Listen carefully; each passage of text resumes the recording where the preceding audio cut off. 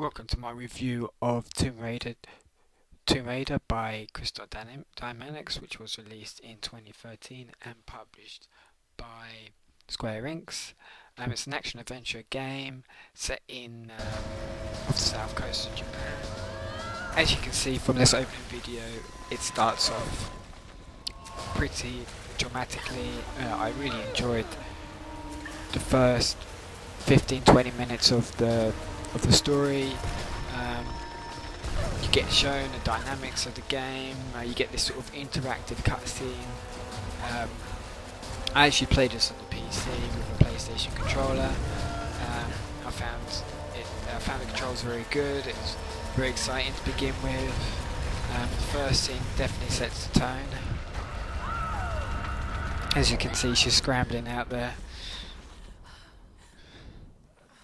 relieved to have got out.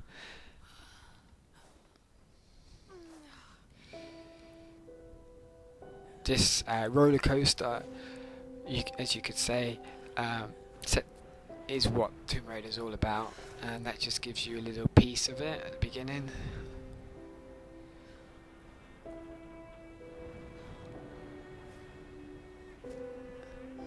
And that's where they are, one of the islands of the south coast of Japan, in the Dragon's Triangle. Right, firstly I'm going to talk about the story. I'll also talk about the gameplay and presentation, but first I will talk about the story. The story is integral to any game. Famous archaeologist Lara Croft in her native habitat. She's on the hunt for the lost. And as we know from the previous Lara Croft games, it's about adventure, but this is one that they've gone back to the roots of Lara Croft. This is actually when she was 21, before she was a Tomb Raider. Here. Everyone's so on edge. What do you Here is one of the characters, Sam, talking to Laura. I'm sure of it. I just don't know if the others will listen. Or even if they should. Lara, you know this stuff better than anyone. Seriously. I'm not just saying this to make you feel better. I trust you. Roth trusts you. You got this. Now let's take a break, okay? Okay. She's always into her books. Laura, trying to figure out this myth about the Yamatai. And if it's true to exist, this is the crew. I'm not serious about this expedition, Laura. It's not just Sam's family funding us. I put my savings on the line too. We've all got some kind of stake in this. The funding won't last forever, Whitman. The game offers a lot of diverse characters, which is good. The books simply don't support it. Well, whoever wrote those books never found Yamatai. Dr. Whitman doesn't believe in her at first, There's no point but in following in other people's footsteps, Dr. Whitman. he finds out that the myth is true and starts scheming, which you'll find out later. And when were you last in the field without a TV crew behind you? Got 30 years experience, 2 PhDs, 1 in East Asian. Grimm is the, Ship, Dr. Whitman. as you can say, as you heard from there, he's the Going east will take us master of the ship. into the Dragon's Triangle. That's where we need to go. Laura, my little bird. I'd follow you almost anywhere but that place. Jonah is the cook. More like makes the Bermuda Triangle look like Disney World. Alex is, I guess, a IT tech man, and Reyes there, as you saw, is the mechanic on the board on the ship. In the triangle itself. Look, this is the satellite imagery from inside the Dragon's Triangle. And Sam, as you can see, she's the one who's recording it, Just wait, I can sail on it. Oh, don't tell me you're serious. so they can make money when they return from their filming. It's now or never. Roth was a friend of Lara Croft's dad, and she's in, like you said, he's the captain of the ship. Surprise. So they decide to go into the Dragon. This is one of the characters that they meet, Matthias.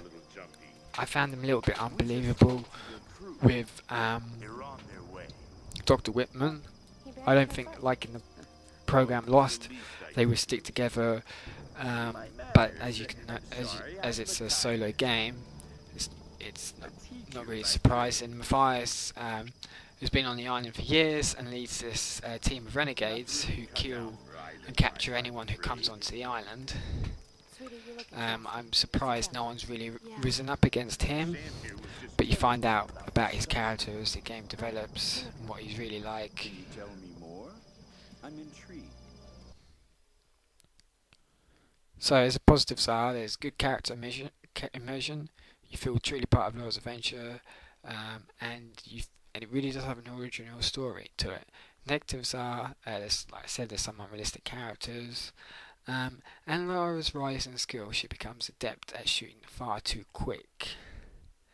On to gameplay then, and as I alluded there, she becomes far too adept too quickly for my liking in this game. I'm not climbing anytime soon. Yeah, I was afraid you were going to say that. You can do it, Laura. After all, you're a Croft. I don't think I'm that kind of Croft. Sure you are. You just don't know it yet.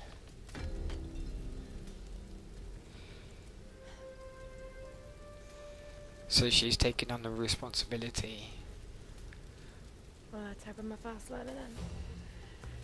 and she's the one that has to save everyone. Just be careful, Laura. Big burden on her shoulders.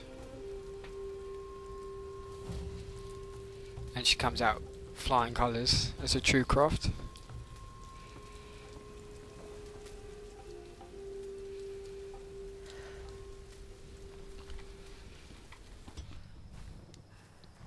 This is now into the gameplay. This is Splinter Cell-esque, sneaking around. I like the variety. You can either sneak around to kill or shoot, but in some cases you do have to shoot to kill. But they're few and far between, really. There's many different weapons in the game. You've got the bow, you've got the pistol, you've got the shotgun, you've got the rifle. As you go along and pick up salvage, you can then modify your weapon and they become better. You can also, with the axe, you'll be able to climb up certain areas on the map. Don't know what I was doing there, but I figured it out. You've got to go up this trunk here.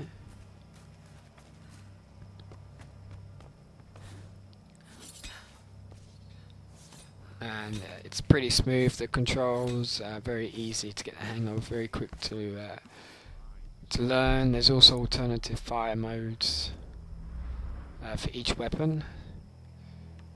This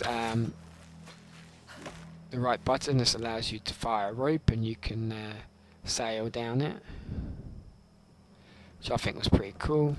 But in some instance, I think there was too many of them littered about the environment. Also, in certain places on the map, you find relics and documents. These documents that you find add to the story of the game. They tell you about the endurance officers,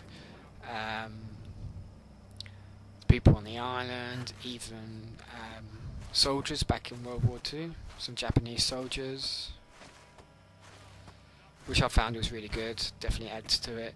You find relics and stuff like that, which I guess unlocks art and stuff in the main menu. 100 AD. How long have ships been crashing on this island?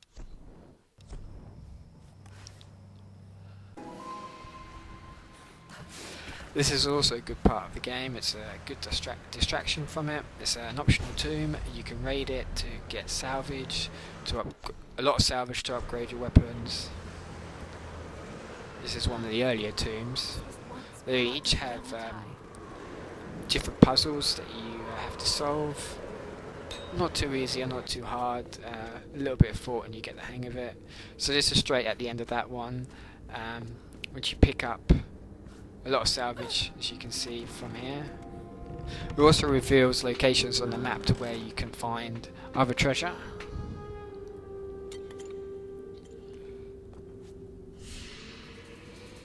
So that gained me a lot of experience and a skill point. With a skill point, there's 3 different areas that you can use to upgrade. You've got a brawler, You got the hunter and you got the survivor. Each enhances, improves Laura's ability to find find items in the environment. It also allows her to gain extra experience points from dead enemies, find more ammunition from dead enemies, become stronger in battle. Also, as you can see, if you get enough modifications or parts, you can upgrade certain weapon. Or you can upgrade each weapon quite a few times. So if you can see there, I've upgraded the bow. So there you got the skills and the gear. This is the skills: survivor, brawler, and the hunter. As I was saying earlier, many different ways you can upgrade, which I thought was really good. Which really adds a sense of her getting stronger throughout the game, becoming more of a survivor.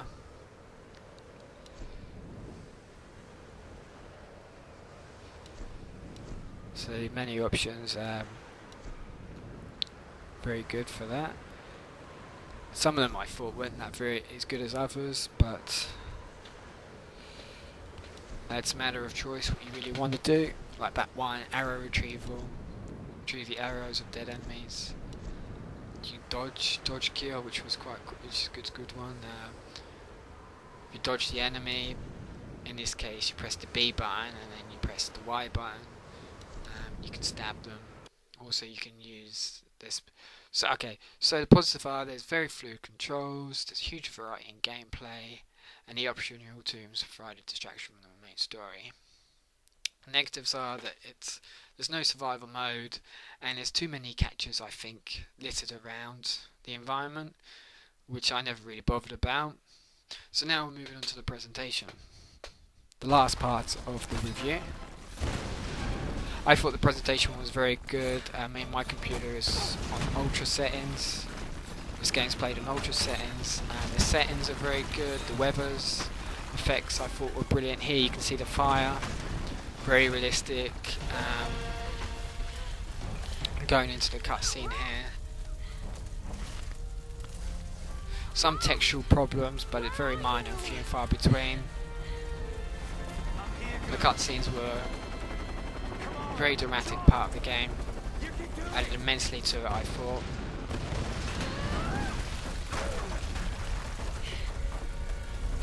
Tomb Raider never fails to excite. That's definitely for sure. Will she make it or will she not? Well, you won't find out. But anyway, so like I said, the positives are great graphics and audio enhanced immersion, terrific voice acting, great cutscenes. The only negatives are there's some minor bugs and texture deformities, and in some cases there's limited freedom of movement of the camera. But there's nothing really to distract from the game. So the verdict, what's my verdict for the game? Well, I think there's a fascinating storyline with very diverse characters. You really do become connected to Laura. There's great graphics and audio, amazing variety in gameplay options. There's some unrealistic characters, but it doesn't really distract from the game. There's no survival mode for reliability, and there's some tedious extras.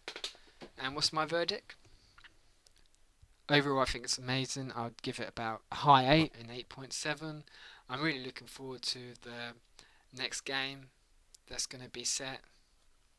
Should be released by Crystal Dynamics hopefully next year.